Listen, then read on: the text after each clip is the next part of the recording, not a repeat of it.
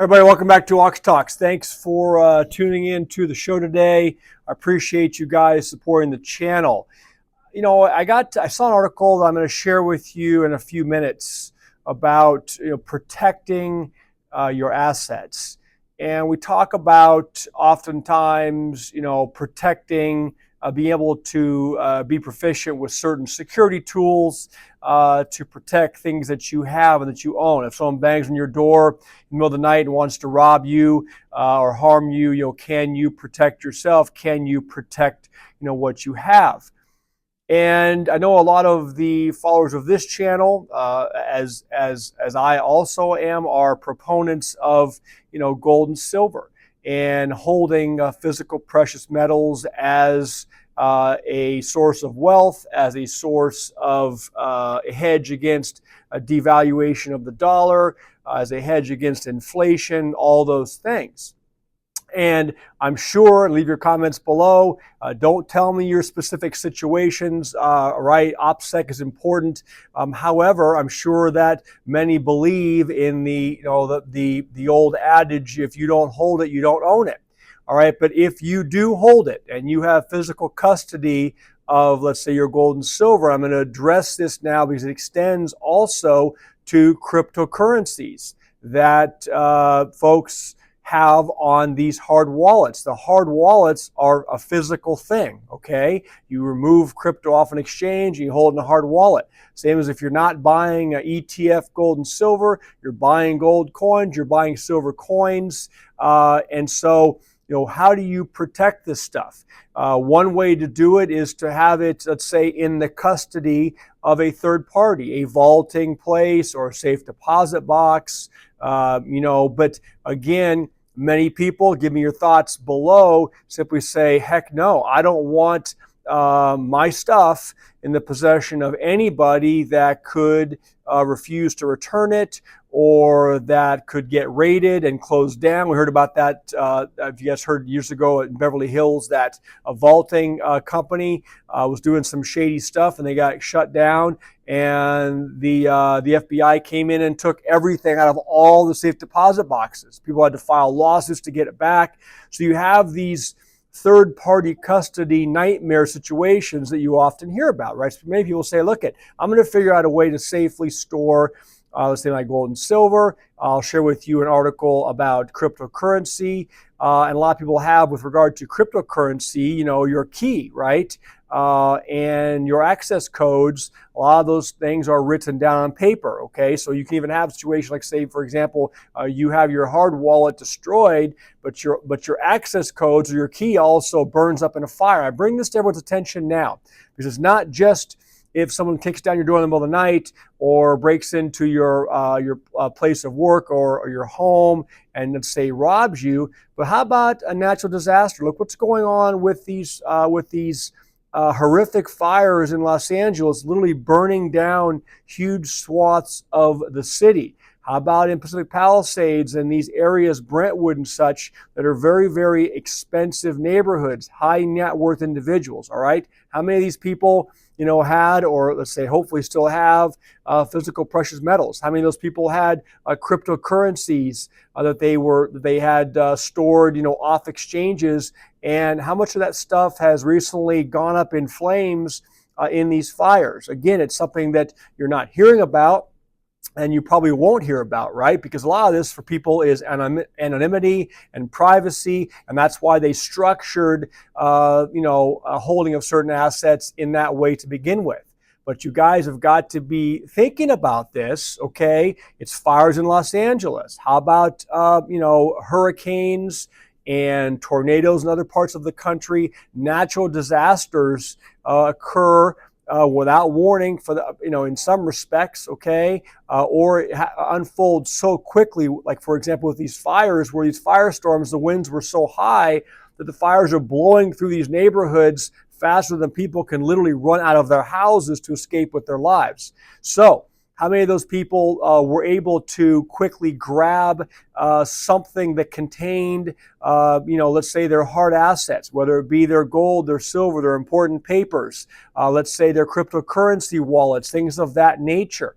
So it's something that I just thought was timely because of what's going on in Los Angeles right now.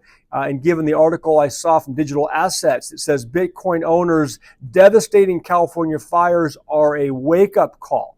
So again, don't want to know what you're doing specifically, but are you giving this some thought? Have you thought through the plan? What happens if you're not even home? Maybe you've got all your stuff or portion of your stuff in a grab bag. You say, no problem, I have it covered. But let's say you're not home when something happens. Let's say your home burns down. There's some kind of electrical fire, or there's this or that, obviously, or a break-in. Whole host of potential things that can place these assets at risk, right? So, are you being smart with your decisions relative to protecting your wealth? Okay. Talk about having your wealth in digits on a screen in the stock market, right? Or let's say cryptocurrencies on an exchange, or let's say gold and silver in ETFs. It's all digital, right? And everyone says, well, what happens when the grid goes down, if the power goes out, if the internet access is down, you cannot get to your assets, and that's true. But you have to think about it also on the flip side of that, physical assets in physical form, precious metals, cryptos on wallets, things of that nature are also very susceptible, okay, to loss, to destruction, to theft. So let me just share the article with you, Digital Assets. It says the fires ravaging Los Angeles have left behind an apocalyptic landscape of destruction. So far, over 12,000 structures have been damaged or destroyed.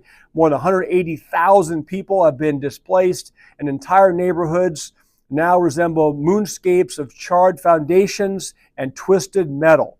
As residents return to the places they once called home, they face the overwhelming task of rebuilding their lives, coping with the emotional trauma of loss, while grappling with the practical challenge of recovering what property they have left. And again, I'll editorialize. Maybe you might say, well, gold and silver, can burn or heat up, but they can't be destroyed per se. And if you talk to people that have fought fires for a living, and I have some friends that have, they will tell you what happens when these metals heat up. Okay, and it is a problem. Amid the devastation lies a less discussed but equally important casualty: Bitcoin self-custody. And again, I'm extrapolating this to self-custody of gold and silver as well. The cryptocurrency community has long championed the mantra, not your keys, not your coins. But natural disasters like these expose a critical flaw in common storage practices. Many Bitcoiners store their seed phrases on paper, an option that provides zero protection against fire. Fireproof bags and safes are better than nothing, but also not so reliable, it says, that one should trust them to protect a large amount of wealth. And again, there is probably a sliding scale. If you have 10 silver coins, it's one thing. If you have hundreds of gold coins, I guess it's another. If you have a few XRP sitting on a wallet, it's one thing. If you have a few 100,000 of them, it's something different. So everyone's situation obviously will be unique. It says even for those who have opted for seemingly indestructible metal storage plates, face a sobering truth. When your home is reduced to rubble, retrieving that metal plate becomes a hazardous or even impossible task. It says the unsettling scenario underscores a hard truth. The time to think about your Bitcoin custody strategy is not during a crisis, but well before one arises. Again, I'm going to extrapolate that to gold and silver or any other asset. Let's say you have, expensive watches. Let's say you have expensive jewelry. Those are the same thought process needs to apply for things that those of you out there might have as part of things that you own that have value, okay? The California fires are a stark reminder that stability is always temporary and a long enough timeline. And I think I did a show a couple weeks ago where I said, you cannot buy, I think the thumbnail was, you cannot buy fire insurance after the fire has already happened. And so again, we use that as an anomaly for an analogy for a situation like this, where if you haven't planned and put certain safeguards in place before an unforeseen event happens, you're going to get hit, you're going to get damaged, you're going to lose these assets. Okay. The key to robust Bitcoin preparedness is making decisions from a position of strength rather than during moments of chaos, right? And the article goes into setting up hardware wallets, single signature or multi-signature setups, and the pros and cons of all those things. They talk about multi-sig setups and then collaborative custody. I'm going already long today, so I'm not even going to go into that. You guys can research it for yourself. If you're into cryptocurrency and if you do hold your cryptocurrency off the exchanges, and you do have your keys and such, again, just give it some thought. Okay, we talk about preparedness all the time on this channel, and thinking ahead, preparedness in all types of things. So here's something else to add to your list of stressors to consider. I'll leave it there today. Hope you guys found it at least thought-provoking. And if you have this kind of stuff to protect, think about strategy before something bad happens, because you just don't know. All right. Thanks again for watching today. I'll talk to all of you soon. Bye.